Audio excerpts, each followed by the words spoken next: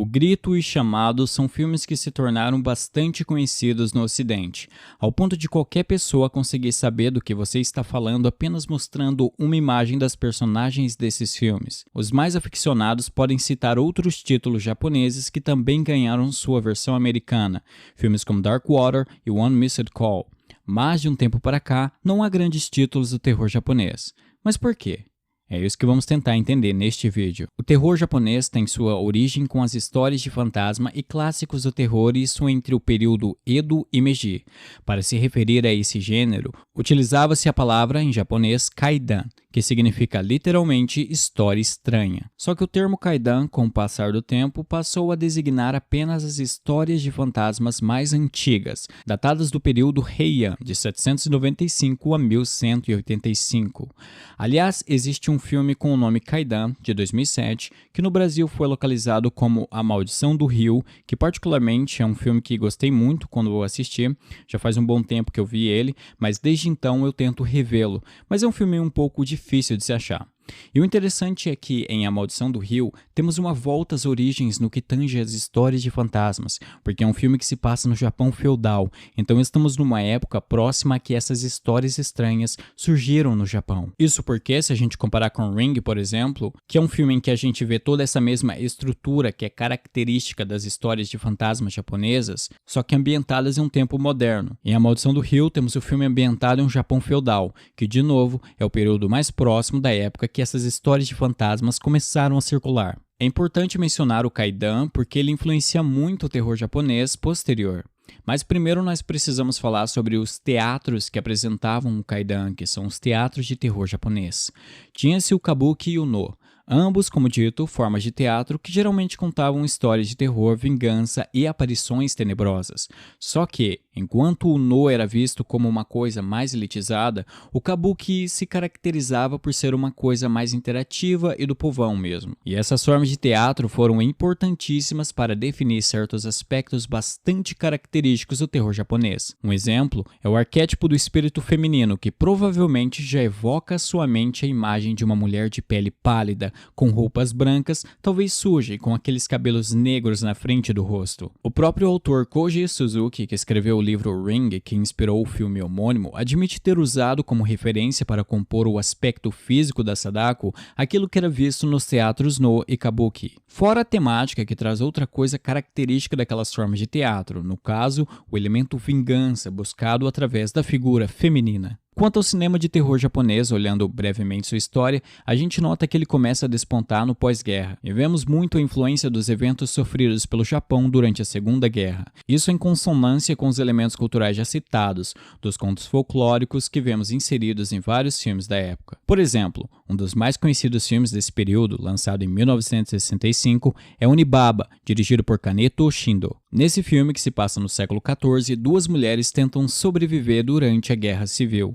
E ao mesmo tempo que o filme é influenciado pelos já tradicionais teatros Kabuki e No, ele também acaba pegando elementos do pós-guerra. O diretor diz ter visto imagens de pessoas que sofreram mutilações causadas pelas bombas lançadas contra o Japão, o que o ajudou a compor a maquiagem para o longa. Temos Godzilla também, para citar outro exemplo, notório tanto no Japão como no Ocidente. E em Godzilla nós vemos o medo nuclear, o medo do povo japonês de ter suas cidades destruídas por uma força colossal, nesse caso representado naquela criatura, mas que conseguimos ver muito bem o paralelo com os eventos ocorridos em Nagasaki e Hiroshima. Isso é um fator muito interessante no cinema de terror e em outras mídias que trabalham o gênero.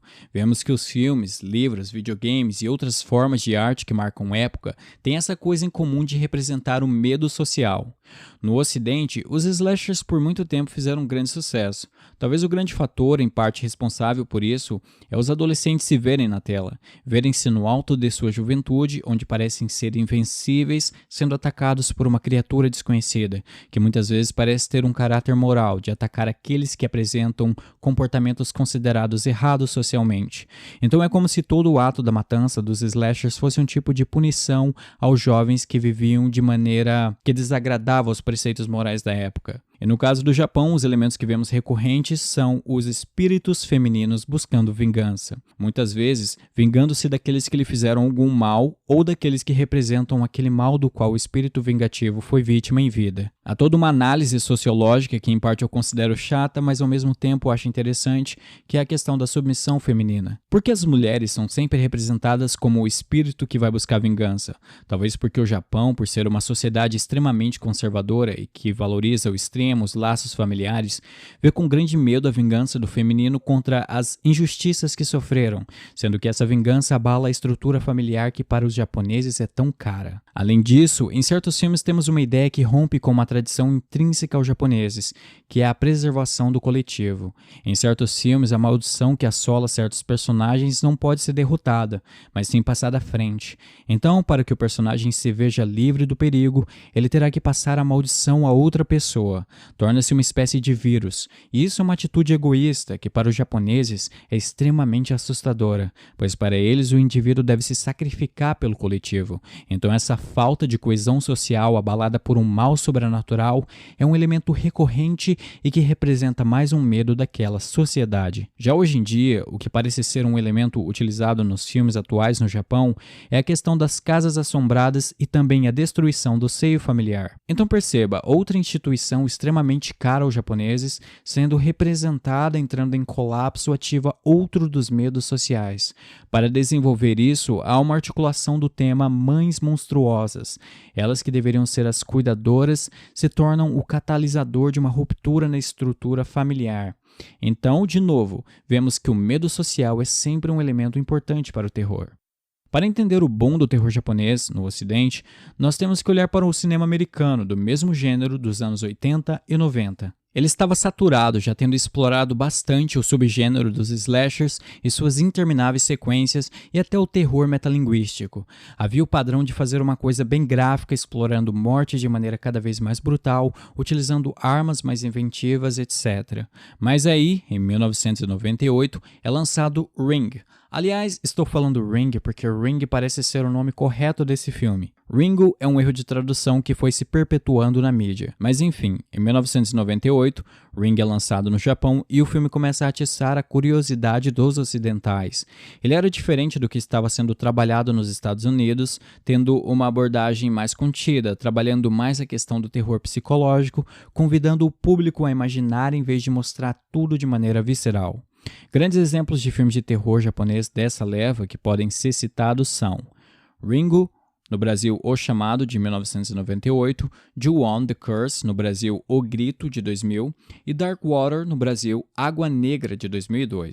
O cinema sul-coreano também já estava despontando com algo similar. Exemplo é A Tale of Two Sisters, no Brasil Medo, de 2004. E eu até esticaria isso para o cinema tailandês com Espíritos, A Morte Está ao Seu Lado, de 2006. Eu quis citar outros cinemas asiáticos, especialmente o sul-coreano, porque depois irei retomar um diálogo sobre ele. Claro que esses filmes do Japão levou a uma onda de remakes americanos. Alguns bons, outros nem tanto. O primeiro exemplo é O Chamado, que recebeu boas reviews. Depois tivemos O Grito, o qual obteve algumas reviews mistas por parte da crítica. E apesar de O Grito e O Chamado serem talvez os mais relevantes exemplos dessa leva de filmes no Ocidente, houve também vários outros títulos que tiveram um remake ocidental, como por exemplo Dark Water, de 2005, e One Missed Call, de 2008, sendo que este último teve a pior recepção em termos de crítica de todos. O que fez esse cinema ir ficando menos relevante, embora ainda haja lançamentos vez ou outra,